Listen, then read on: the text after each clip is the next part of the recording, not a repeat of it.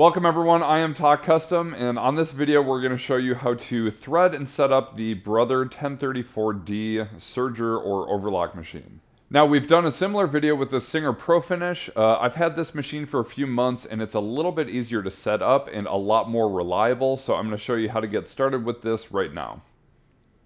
Now out of the box your machine should look something like this, although I don't think it comes with any thread cones. I like to use Maxi-Lock, Overlock, or Serger thread cones. These are like 3,000 meters, very high quality, and they come in a ton of colors.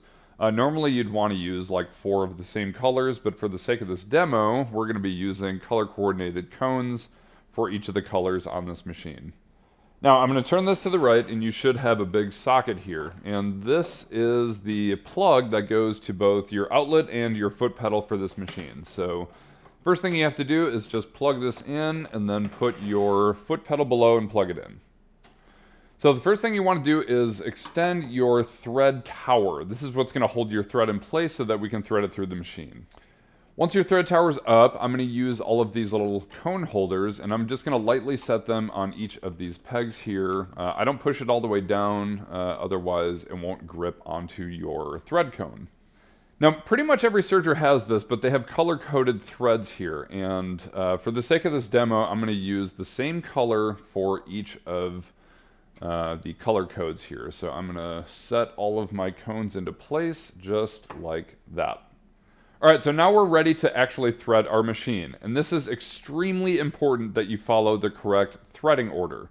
The threading order is green, blue, red, yellow. Most Sergers are the same, and this one is not any different.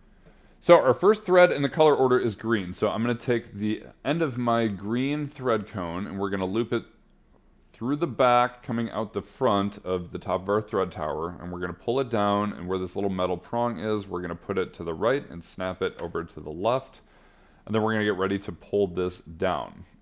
Now, as I'm pulling this thread down, there's a little lever right here that you will push to the right to open the flywheel with your thumb, and I'm going to bring it down to about right here. Once you get to this point, there's a little notch right here. You'll push to the right and then just fold the machine open, and these are where the 2 looper threads are going to go, and we're going to thread these first. Once you have your machine open, there's all these little diagrams in here to help you learn how to thread your machine, but we're going to do it together, so it should be a little bit easier that way. Now your machine should come with a pair of tweezers that look like this, which is really helpful for grabbing thread. These do work really well. I have a pair of reverse tweezers, which are even better, because instead of having to grip it the whole time, I can just grab the thread and pull it without having to pinch it with full force the whole time. So either one works, but I highly recommend getting some reverse tweezers. Now, it's very difficult to get good camera angles and lighting on this, so I'm going to do my very best. But the first thing it wants us to do is grab our green thread, which I've got here.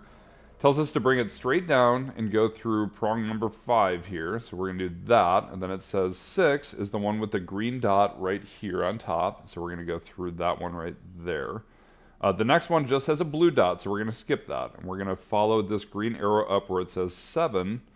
And go right through that. Now I'm going to try to zoom into here so you can see exactly how we do this part.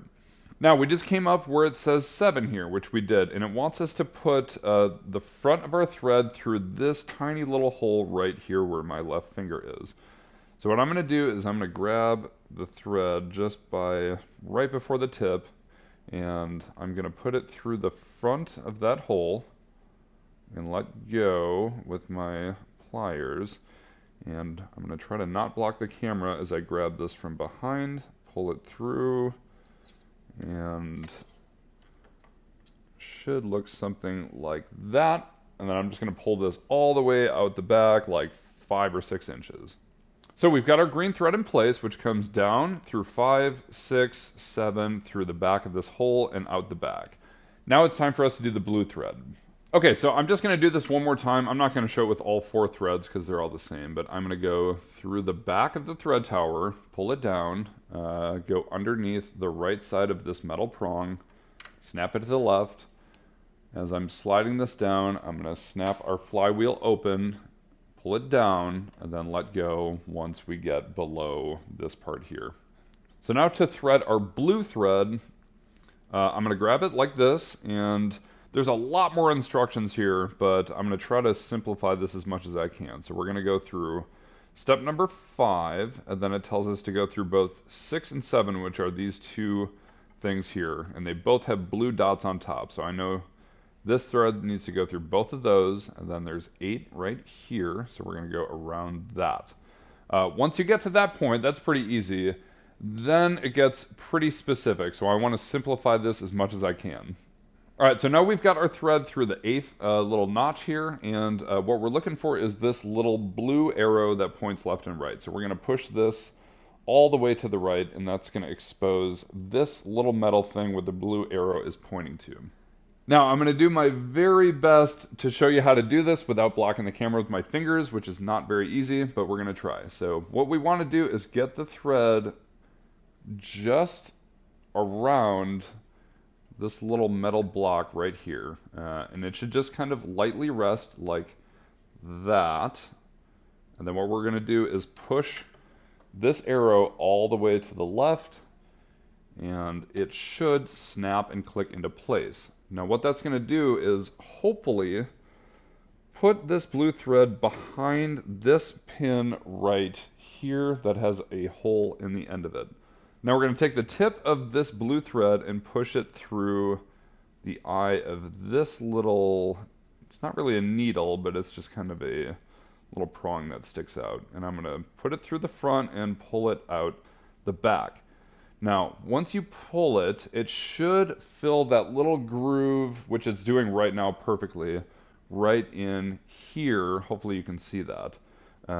So that did exactly what it was supposed to do. And as I pull it, you can see it sliding through that little groove.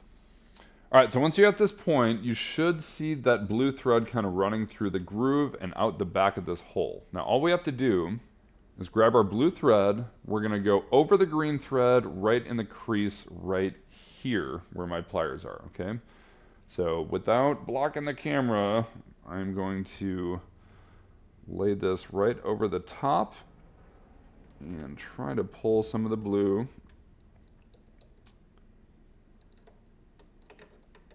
So I'm pulling the blue thread out the back, and now that I can reach it, I can grab it with my fingers, which I don't think you can see, but I'm just pulling the blue thread out the back.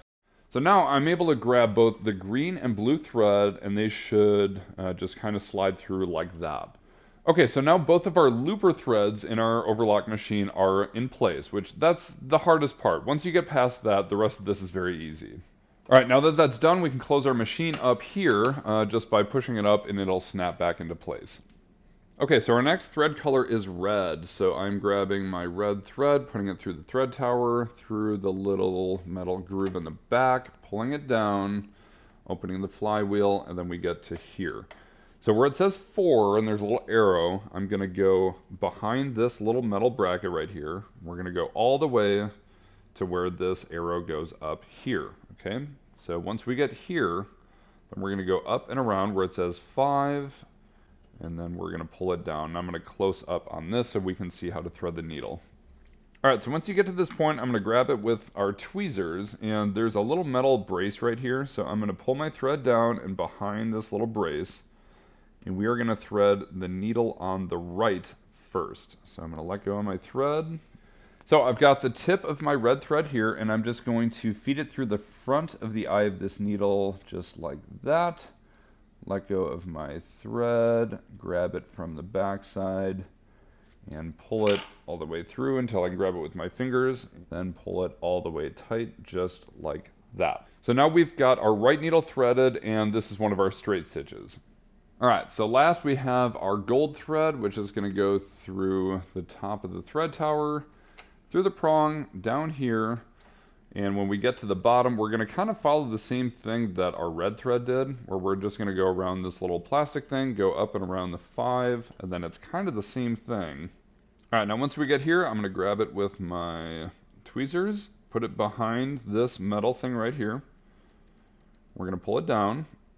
Okay, now just like with the red thread, we're going to thread the needle on the left with our yellow thread here.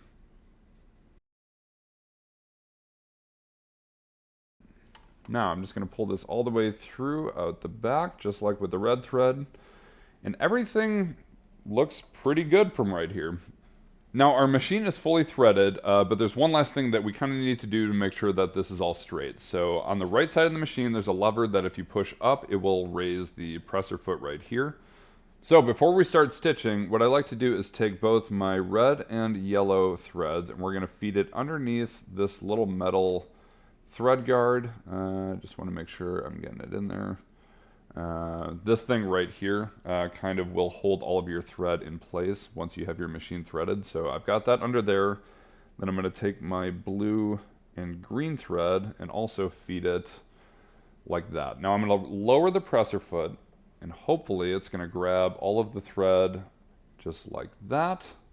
Now, I don't actually need a piece of fabric to test this, so I've got all 4 of my threads coming out the back side here, and I'm going to very slowly run the machine a few stitches to see if it's going to create that chain thread tail that we are looking for. The last thing we have to do is turn the machine on. I don't recommend doing this while the machine is on, so we just turned it on, the light comes on, and now I can start to run the machine with my foot. Okay, this is perfect. So this is what you want to see. This is a perfect overlocked thread chain. You want to leave about 3 or 4 inches every time you serge or overlock anything, and then cut it about that long. You should have about that much extra thread tail. That way you don't end up having to rethread your machine every time you do a stitch. Now that we have our serger all set up and ready to do its thing, I want to show you a couple examples of how I use my serger. This is just a regular sewing machine, and I'm going to sew 2 pieces of a knit fabric together that are kind of stretchy at a 5/8 of an inch seam allowance with black thread so you can see it. And we're just going to go all the way down to the end. So now we've got a nice strong stretch stitch on some knit fabric, which looks really good. And even with black thread, you can't see the thread on the outside of the seam, and it's still nice and strong, which is good. So we're back here at our serger now, and if you're totally unfamiliar with what a serger does, is it's got a blade right here that's going to trim the seam as it overlocks it to make it look really polished and clean on the inside. So I don't have to lift the presser foot, but I'm just going to lift it with my thumb, and then I'm just going to run this all the way along the right side of the stitches that we just did.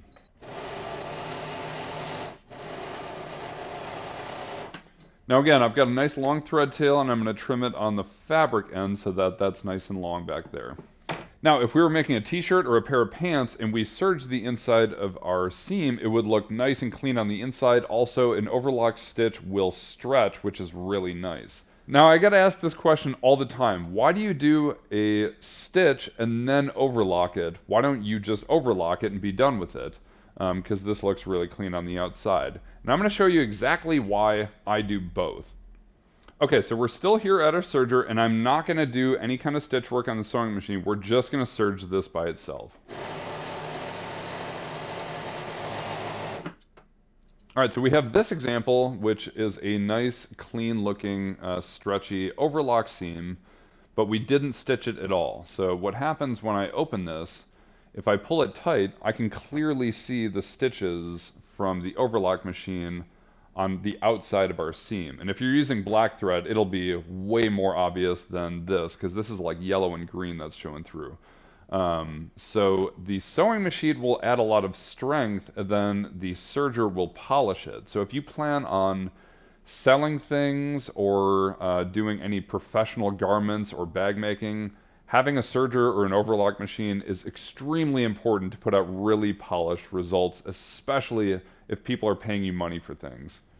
All right, something else that's really important worth mentioning is that if you have a knit or stretchy fabric, this will not fray. So you don't have to worry about that, although it will always look better if you overlock your seams with a knit fabric. With a woven fabric like this, I want to show you the inside of these pants real quick. So as I zoom in here, I made these pants before I had a serger, okay? I made these like 5 or 6 years ago.